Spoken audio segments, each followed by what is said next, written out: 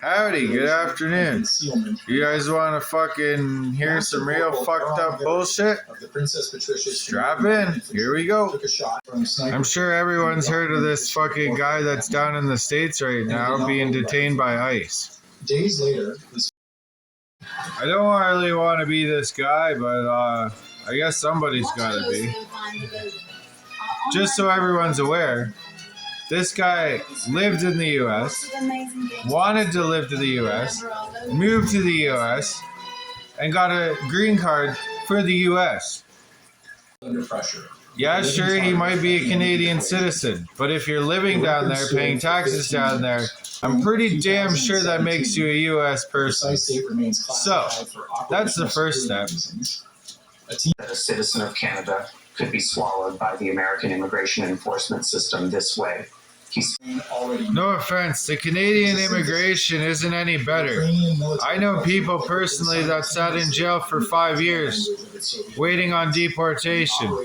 So, how about we just get that out of the way right the fuck now? Spoke of long stretches without information, of paperwork that goes nowhere, of officers who cannot or will not tell him what is happening with his file. And the most chilling line he offered was that he has begun to accept that his detention may not end on any predictable schedule. He used the phrase indefinite prisoner. If anyone else has been to prison, or jail, or any other fucking detention center, but when you're in there, everything seems like it's fucking taking forever. And just for those that are interested, the reason why stuff takes so long, or seems like it takes so long in incarceration, is for the fact that you have nothing else to do but sit there and think about your actions. So, when you have no distractions from everyday fucking problems, yeah, and all you have to do is sit there and think about your fucking actions, yep, it's gonna feel like life is taking forever. But that's part of the consequence. And that phrase is now echoing through Canadian political debate. Excuse me, but wouldn't the smart people be more concerned about what's going on in Canada currently? Maybe even hire like a good lawyer to deal with the other bullshit that's going on? But they should have 100% of their focus on what's going on in Canada. Because it's not going so hot over here. And the fact that they keep distracting us with bullshit like this is just outrageous. Canadian advocacy groups have moved quickly. They are demanding that Mark Carney's Foreign Affairs Ministry intervene directly with the Trump administration. So these activist groups are actively fucking trying to fucking get this guy out of jail. Despite its comparatively modest And secure either his release or, at minimum, a clear timeline. Opposition parties in Ottawa are accusing the Carney government of being too cautious, too quiet, and too willing to absorb diplomatic insults from that undercuts conservatives. He's done something right. But anyway, so this pollster is actually He's ignoring the bullshit. very seriously. And maybe starting to fucking focus on Canada. Asking the wrong people. But I'm gonna go with probably not. They've taken that very seriously, and they still come. Washington without responding. The pressure on the Prime Minister is becoming difficult to ignore. The pressure from the activist groups telling them that he should go down to America and get the fucking detained fucking ICE fucking criminal released. That's what's putting pressure on him. Not the fucking Canadian people that are going, oh, fuck this guy, he's a piece of shit. We can't afford to eat or pay for gas, but we gotta goddamn fucking go to work every day. Because this is no longer an abstract policy debate. This is a named Canadian, a real... Yeah, I'm sure this guy's named Canadian. This motherfucker's American. He wanted to be down there. He went down there. He fucked up way in his past. And now they don't want him, so they're holding him for detention. What the fuck? There's motherfuckers starving still and sleeping on the street.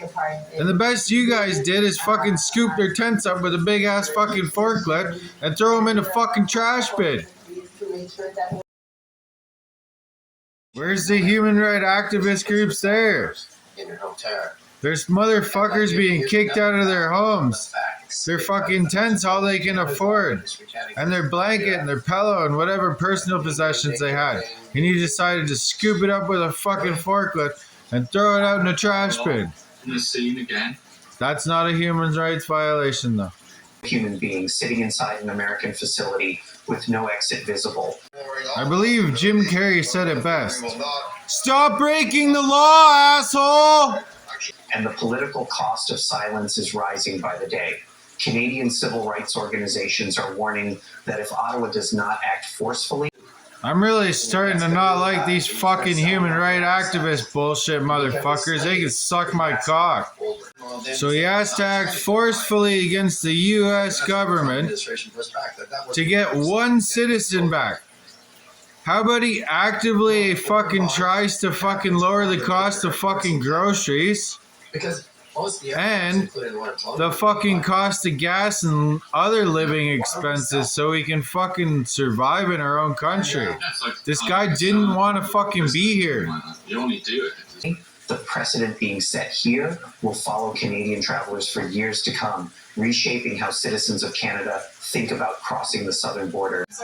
Hey, for all the criminals out there, just so you're aware, if your criminal record gets expunged, you are still able to be searched in a database somewhere. So just because they don't catch you the first time or the second time, they might get you the third time. And if you've had outstanding drug warrants or drug fucking charges, they're going to fucking detain you. Transiting through American airports or even visiting family members in the United States. The fear is not theoretical anymore. It is becoming part of the national conversation, and it is reaching the highest levels of the Carney cabinet, where ministers are now being asked publicly whether Canada still considers the United States a safe destination for its own citizens. That's the question? Was it really ever safe for Canadians? We really don't share the same values. If someone breaks into your house here, we're probably just going to ask them to politely leave the fucking premises before they get fucked up. Oh, and don't forget, we'd probably apologize because we were fucking home. Like, what the fuck? Down there, they'd probably just shoot first and ask questions later. Not my value. That question alone, asked openly in Ottawa, marks a dramatic shift in the relationship between these two neighbors. And tonight, as this Canadian remains in custody, the diplomatic temperature between the two capitals continues to rise sharply. If there's any diplomatic tension between United States and Canada, it's probably not over. Criminal that's sitting in jail right now. When's the last time fucking any politician's given a shit about a criminal?